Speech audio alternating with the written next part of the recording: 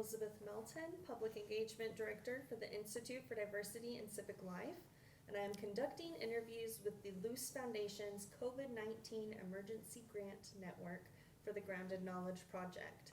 We are meeting in the Fetzer Institute boardroom in Kalamazoo, Michigan, and Andrew Davis is our videographer. Today is Friday, June 2nd, 2023, and I am joined by Nathan Jérémie-Brink and Kristin O'Brassil-Colfin. Would you each like to introduce yourselves?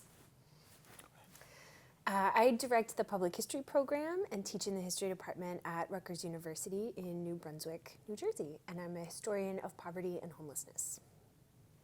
And I am the Feeks Assistant Professor of the History of Global Christianity at New Brunswick Theological Seminary. I also, as a scholar of religion, slavery, and abolition, co-convene the Slavery and Freedom Working Group at Rutgers University, and have, with Kristin, been co-directing, and our colleague Colin Yeager, co-directing the Shelter Project. That's wonderful, thank you. Let's learn a little bit more about the Shelter Project. Can you tell me a little bit about what it was and is and how it got started? Sure.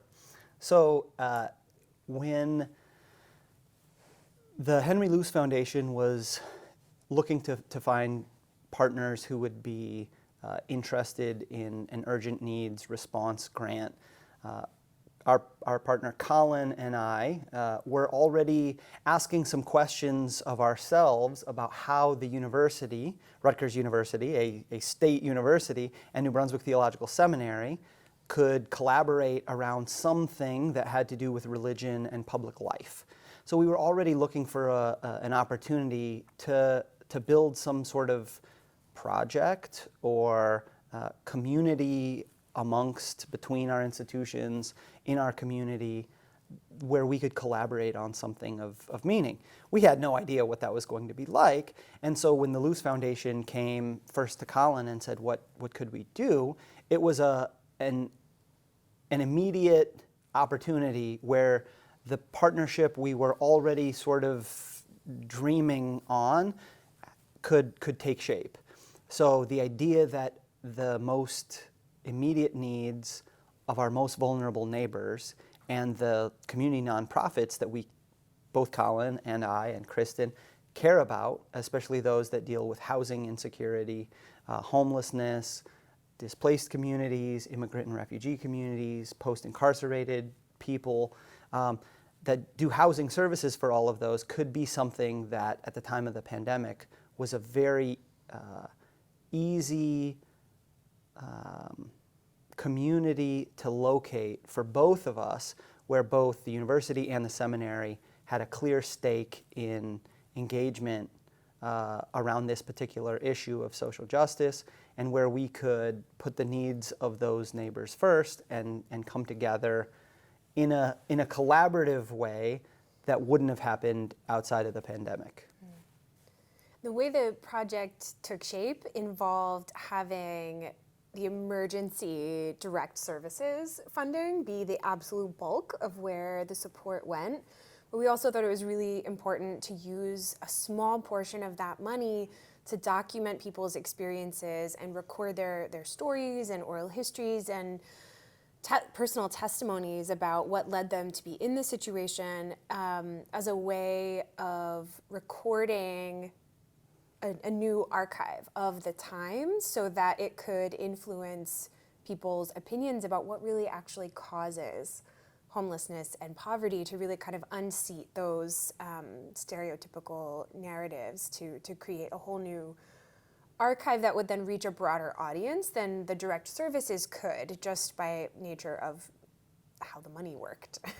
Right. So the way we approached it then was with our community partners who operate on a housing first agenda, right? House people and then ask what else they need. House people and then help them get jobs. House people and then whatever else needs to come later. We were then able to sort of follow in that methodology of our community partners and say, okay, let's house people first. And then for both Kristin and I, who are historians, documenting the experiences of these people was, and letting them speak for themselves was more important, felt like the next logical step for us to have integrity in the project, and also behave as historians who too often are sorting through records where we don't have first-person narratives of the enslaved or the unhoused in the 19th century. And so to create an archive of those experiences was more important than scholarly focus groups or things like that. And then after the oral histories were conducted with participants, we then worked to collaborate with an arts nonprofit to have community-based artists and have commissioned new works that would let artists interpret the stories of the people that were helped through the program, so that the interpretive lens was controlled by community-based artists, many of them Black and Latinx, some of them LGBTQ, some of them also formerly unhoused or who had dealt with housing insecurity as well, so that it meant that not only were people speaking for themselves, but other forms of interpretation and advocacy would be led by community artists and partners, not academics.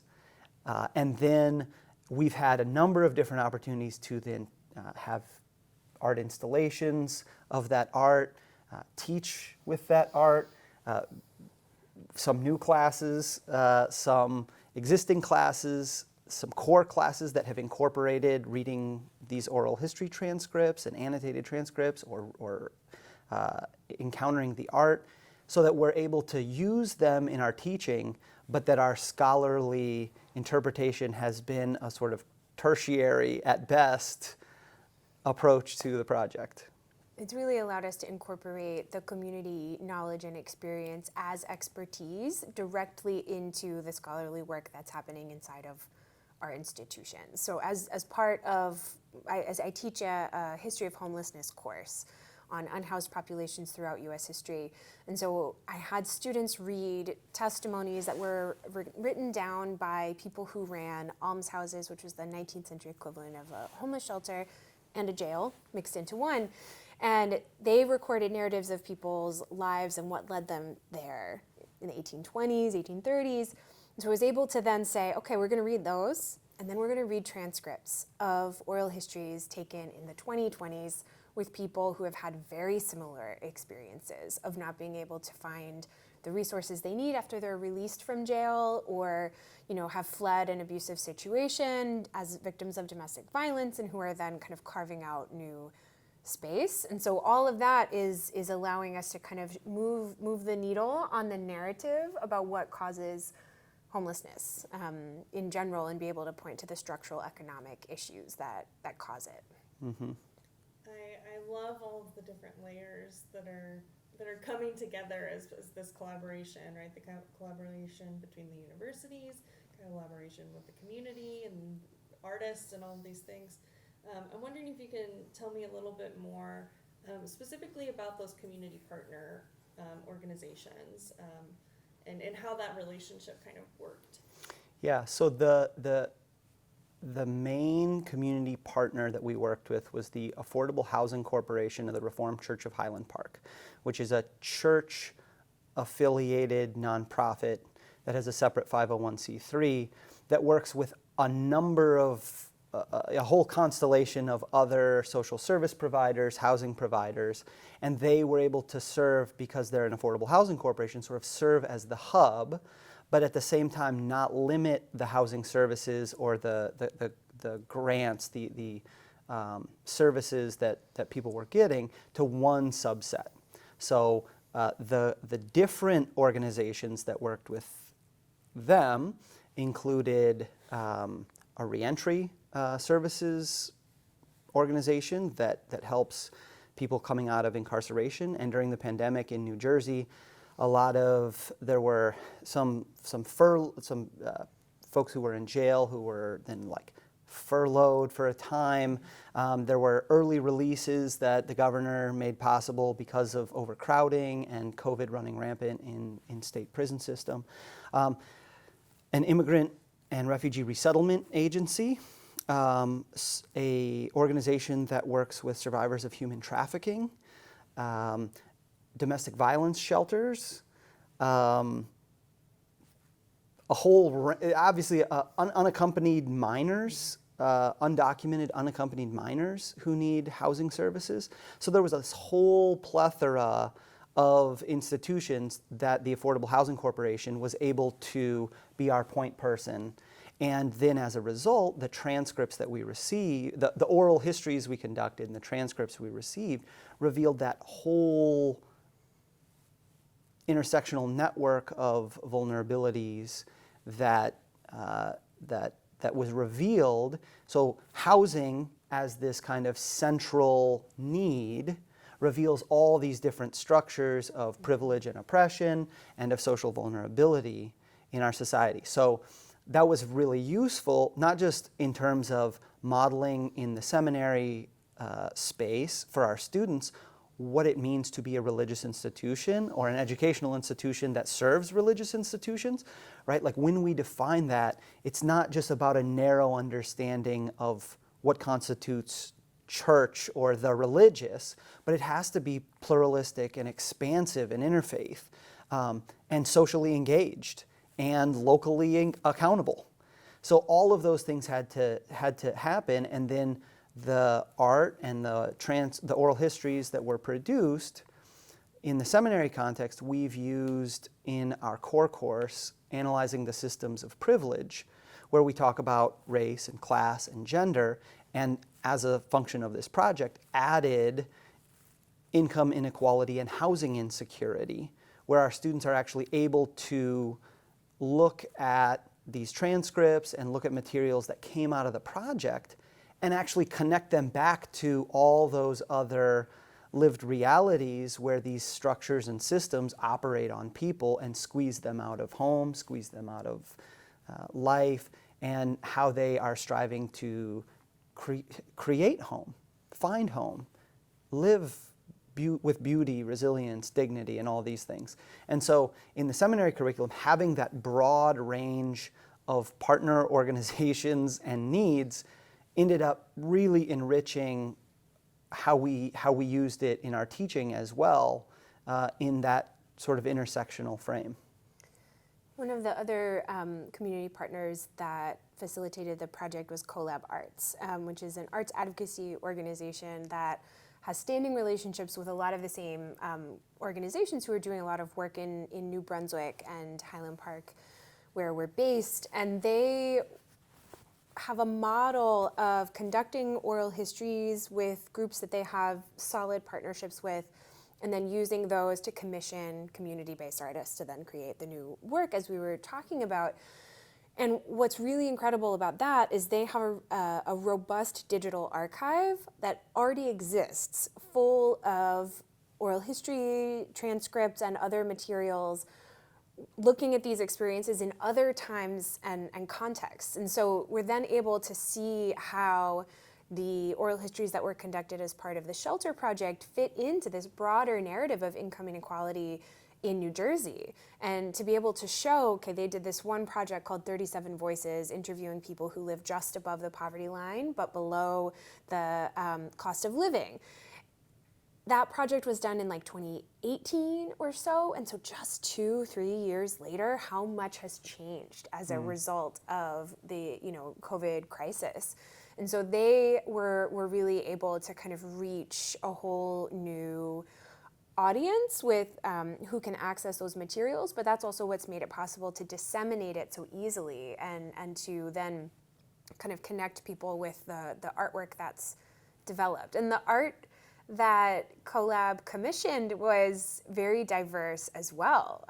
There were some sculptures and paintings. There was also a choreographed dance and a script for a play. and a board game, and all kinds of really, really interesting materials. And through that, we also were then able, with additional funding, to create a podcast in partnership with them. And they brought in community oral historians to interview other people and to record content for the podcast that told the story of their lives. And this was mostly a lot of young people, a lot of students who were housing insecure. And so it was, again, able to kind of expand the narrative that's represented. I love hearing about all these different moving parts again, and particularly the artwork, I think, captures my imagination and captures my attention. I wonder if you could tell me a little bit more about some of the pieces and people's response to them, particularly like your students, or the way that your students have responded to some of these oral histories as you've been working with them in your classes. The student piece and allowing students to have the opportunity to directly hear somebody's voice, really understand and hear the emotion that somebody is bringing to sharing their story. I surveyed my students at the beginning of the semester, and I asked them what they thought causes homelessness and what they thought were characteristics shared among the unhoused population. And the answers that they gave in September at the start of the class and the answers they gave in December were wildly different. And that's because of the bravery and courage of our narrators who were willing to share their experiences and say, these are the circumstances that I face. And that's, I think we could talk more about the value of bravery and courage in people being willing to sit down and do those kinds of interviews. Because one of the other things that came out of the project was a mural that was commissioned to depict the vision of some of the experiences that were reported specifically among the refugee and asylee community who were interviewed as part of focus groups and oral histories in the project. And the mural had the theme of radical hospitality and was really, really beautiful. It depicted a couple of figures, human figures, and a constellation that's visible on the border between Syria and Eritrea. And it was beautiful and started some really wonderful community discussions, but it also it caused some challenges as well. There was a lot of pushback, and the mural was actually defaced.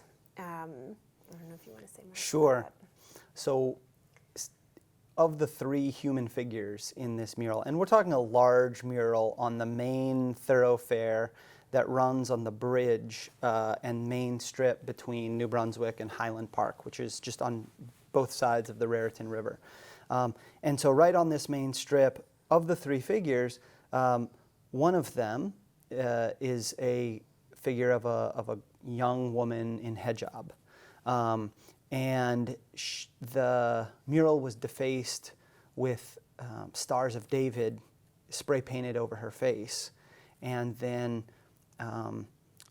after, and the mural artist, we should also say, who's a woman of color, was also berated and threatened on multiple occasions while painting the mural itself.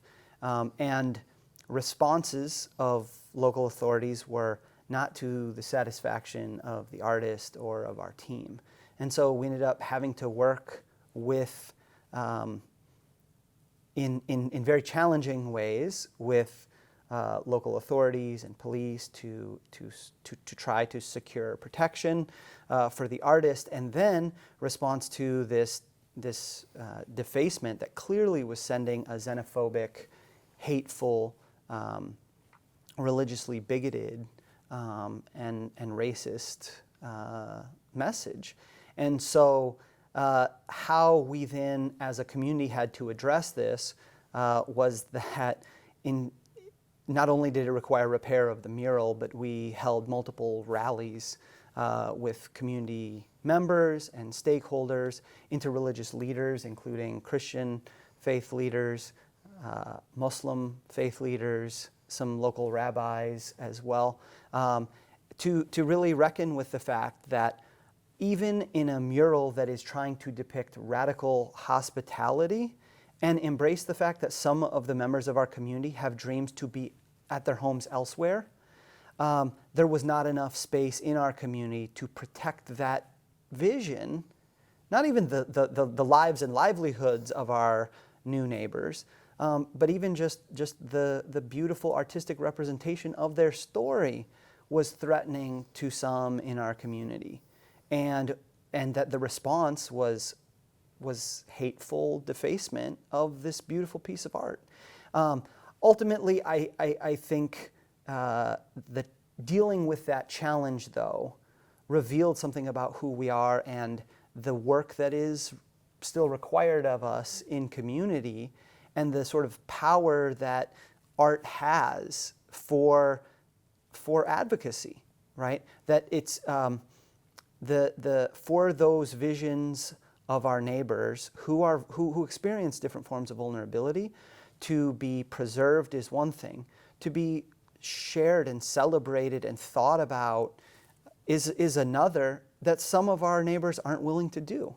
And so it I think pulled all of us out of our own comfort zone even further than we expected, to have to deal with the fact that the radical visions we would hope to foster through the project are still very far off in terms of who we actually are as a community in shaping that vision on the ground. I think that story is really also a microcosm of what's going on in the U.S. more generally. So the mural was defaced in two ways. One with the Star of David, and the other with the letters USA across the face of the woman depicted wearing hijab.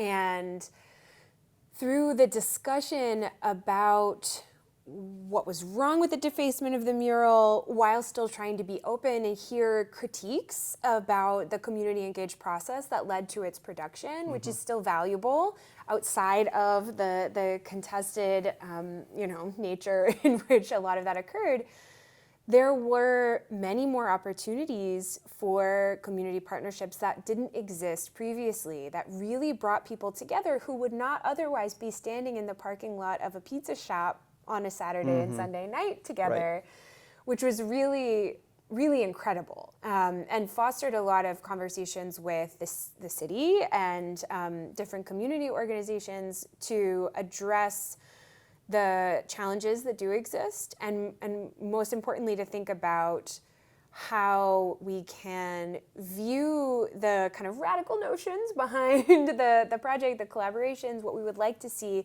as potential hoped for futures, and not to just focus on how we're falling short, but to think about that as an aspiration that we can try to reach at some point, hopefully right now. The other thing that I'd like to mention on the basis of your question, how community responded to the art and oral histories, and how our students responded.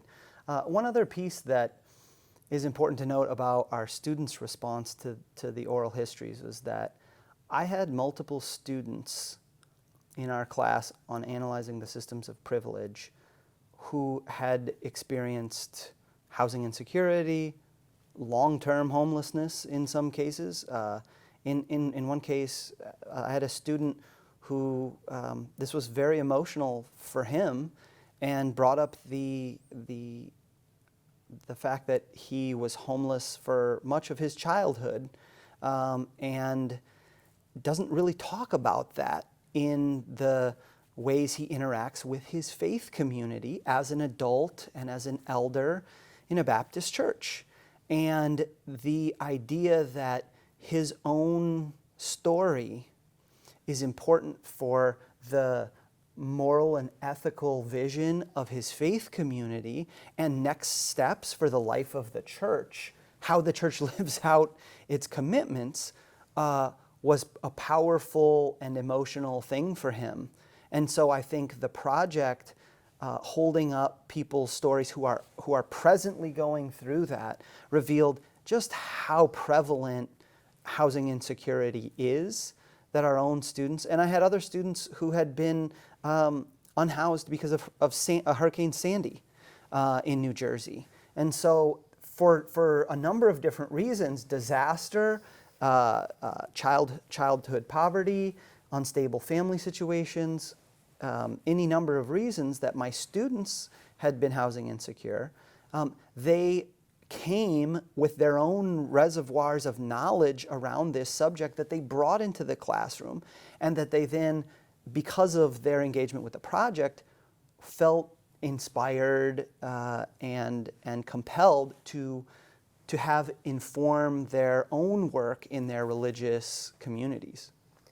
And that really highlights the importance of having that there's an ethical value, obviously a moral value to telling this story, because it helps us to better empathize with our neighbors and community members. I also think that this project highlights the pragmatic value of telling these stories as well, because it actually changes people's minds, Right. which then affects how they vote and policy decisions.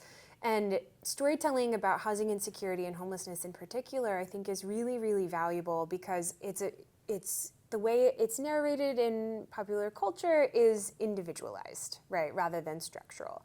And oral history projects that I've done previously with other unhoused groups in New Brunswick, we had a narrator who shared that he was unhoused for 6 years in his 50s and did not tell his adult children, and never once stayed in a shelter, because he didn't want anyone to know, because the stigma was causing greater harm to him than the actual experience of being unhoused. He didn't even access the services that he could have.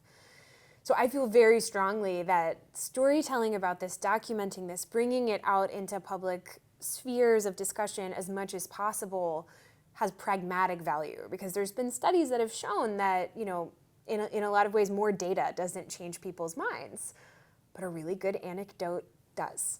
And I think that's the potential for these kinds of projects to affect real change. And I think what that also invites students to, or what it has invited us as a seminary to do, or myself as a theological educator, is to question the sort of epistemological assumptions of theology. So by doing oral histories and letting those who are unhoused tell us about their religious traditions, express things of spiritual significance to them on the terms, in the language that are meaningful for them, describing practices that have helped them feel at home. It offers us a way to have that ethical and in this case theological thinking be open to sources outside of formalized religious structures and language, right? And then it opens up to a deeper level of engagement that is not in a sort of top-down fashion, but in a sort of process of mutual curiosity and discovery, and modeling that for students and doing that with students, thanks to the insights and the sharing of those of this project, was really beautiful. So to hear from post-incarcerated people about what community means to them gave deep and rich insights. Hearing about security from women living in domestic violence shelters offers a depth of theological inquiry that sometimes you don't find when you're playing in the sort of arbitrary boxes of theological authority that so often dominate the spaces of theological education or religious bodies. Yeah, I really just appreciate hearing these stories, and I'm grateful for the work you've been doing. And it's clear that that there is an afterlife for this work, right? That it is continued work, right? It hasn't come to an end. So I'd love to hear a little bit more about that. Like, how is this continuing in some ways? What does it look like now, even if the kind of emergency grant period is over? What else is happening with this work? Well, one of the things that we tried to address in the podcast is, since housing insecurity is not new to the pandemic, and doesn't stop with the sort of endemic phase of COVID or whatever is next, this is an existing problem that was sort of revealed to us and a way we could address it at the height of the COVID pandemic. But this is an ongoing issue that demands ongoing response from educational and religious institutions. And so in our podcast, we tried to ask, what do we do next? What might educational and religious bodies do to think carefully about these subjects and address them in our communities? And so, unfortunately, we didn't come to a neat and tidy answer in the format of a podcast, but we ask a lot of those questions, and this was instructive as a sort of starting point for how this project was able to bring collaborators around a shared table that wouldn't have been there otherwise. And maybe that kind of innovative collaboration needs to continue on these issues of social justice that persist. So it has been not a very clear path for what that looks like. In the case of our community nonprofit partners, many of them, after working with us on this grant and using that grant to house those families, those children, were able to subsequently secure grants of much larger scale. So their work continues, and their work has accelerated much greater than the 34 families and 36 families and 34 children who were housed through our grant response. And for us as a seminary, that's also meant that we've had to think differently about how we support and engage with those partners. So one of those organizations, Accompany Now, which deals with the unaccompanied migrant children, they now have an office on site at the seminary and an agreement with the seminary so that they're using and in our space. And there are opportunities, I think and hope, for how we could continue to come alongside, learn from, document, partner with those community partners, and build on the relationships of trust and collaboration. At the university side of things, we're trying to think about how project models like this can instigate deeper kind of relationship building and knowledge exchange between the communities and the university, particularly through the idea of trying to meet material, physical needs at the same time as producing new knowledge. And so we've been kind of trying to use this as an example to say that, you know, as academics, as teachers, as scholars, we can still be the community members and neighbors of the people who we are working with. We are not just one or the other, we are both, and we're bringing our whole selves to that project. And so one of the ways that we have tried to kind of formulate this for other grant opportunities is as mutual aid storytelling. And we've learned a lot from the Humanities Action Lab at Rutgers Newark about this kind of model, which is basically saying that, you know, having water and food and shelter is essential for survival, and so is thinking that you matter and that people care about your experiences. And so we are trying to kind of see this as an opportunity for, you know, spaces of exchange. And so it's led to kind of new framings for other public humanities projects and funding opportunities. That's amazing. Our time is coming to an end soon, but before we wrap up, I was wondering if you each have like a succinct moment of advice you would give to future scholars, for folks who want to continue this kind of work. What would be your best tips and tricks for how to proceed? I would say that there is no right way to do it. There should be no should in doing this work. It's an iterative process, and it will be messy. And as long as you're bringing your humanity to it and trying to be that whole self, not just a scholar, but also a neighbor and friend, then you are going to accomplish a lot more in intangible, immeasurable ways than you will by trying to reach a specific product at the end of a project like this. That's good.